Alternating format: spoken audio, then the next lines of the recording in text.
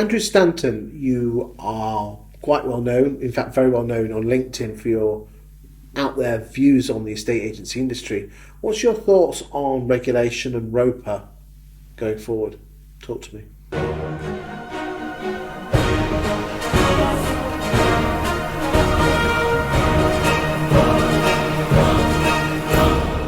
My thoughts on regulation and ROPA. Where do you start? I think lots of people who are in an estate agency at the moment are being battered by many factors. The agency world is changing, the landscape's changing, people coming into the business, their expectations, what the job will be and all the rest of it. And on top of that, we've got this red tape that keeps descending from the government. And also we've got ROPA, we've got Richard Best who's saying, okay, you need to be fit for purpose, you need to pass your A level in a estate agency, and then everyone knows how good you are. Now, on the surface, that's great. I mean, I'm all for training. I'm a consultant, for goodness sake. So I'm very much up for, let's have people, motivated and know what they're doing in their day job.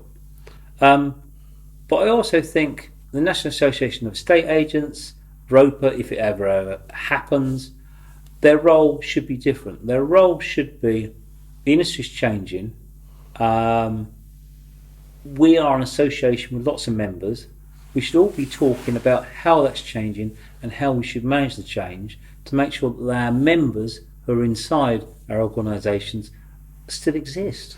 It's interesting. I've had some Australian agents on that sofa there, and they said that when they go to exhibitions and training, even though they might be sat next to their competitors, they all put their swords down and help each other out when agents are together. You in the UK, you'd rather slit the throat of your next door neighbour agent. There's genuine hate there.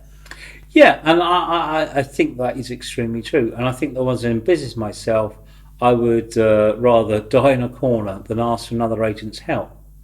But I think now with social media, we're going back to that, got LinkedIn. I mean, the great thing with LinkedIn, say you're an agent, I don't know, in Manchester, you've got a problem. You could talk to an agent who's in Glasgow, well, that's probably a bad example, but Liverpool or some different area, ask their views on things. That person giving you advice isn't giving away information in your town. It's going to affect him, and it's more collaborative. I think agents. Well, if you're in sales, your personality is always I am top dog or top cat or I am the best. And when I go to conferences like the National Association, the last thing I really want to do is be in a room full of estate agents, and they probably don't want to see my face, that's for sure. But in reality, going and having a pint afterwards, sitting down, talking through stuff, you find that there's common fears and there's common hopes. And really, I think instead of everyone being regulated and you must do this and you mustn't do that, yeah, okay, let's have regulation. My own personal thoughts are, if you're a criminal, you're going to do criminal activity and you're going to stuff over, be you a solicitor, estate agent or whatever. There are people who do things incorrectly because they don't know, so they need to be educated. But I would say the major body of people want to go into work and do a good job, be compliant and all the rest of it. And what do you think, someone that's 50 years old, runs their own business, been doing the job 25 years, do you think it's beneath them to do a level 4?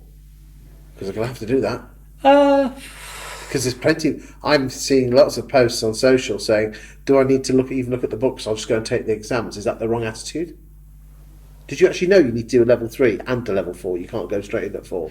Yeah, I did, and I know there's no grandfathering as well. I know there's people who are going to exit the industry because they're just saying, A, they're affronted, and B, they're saying, I just don't need this, which takes us back to the red tape.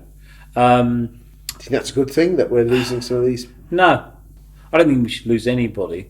But is there a need for it's all sound bites really. And again, we go back to social media, which everyone likes to look at, and you look, oh, what's happened today?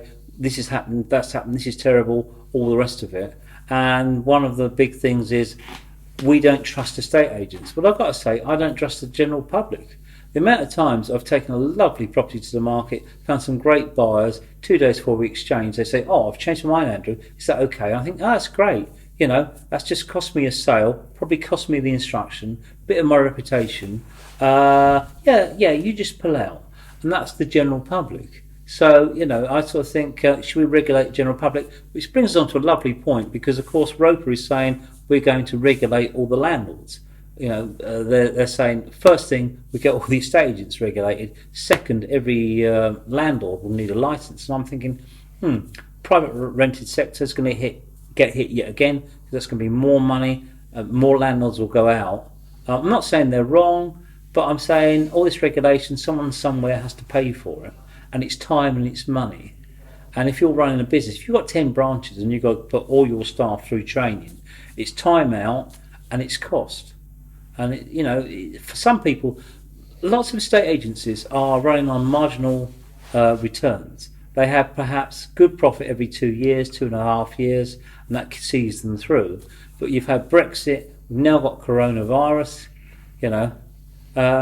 Some agents, they just say, maybe if you're 55, you might be thinking, actually, I just want to exit the market. Interesting times ahead. Thank you. Thanks, Chris.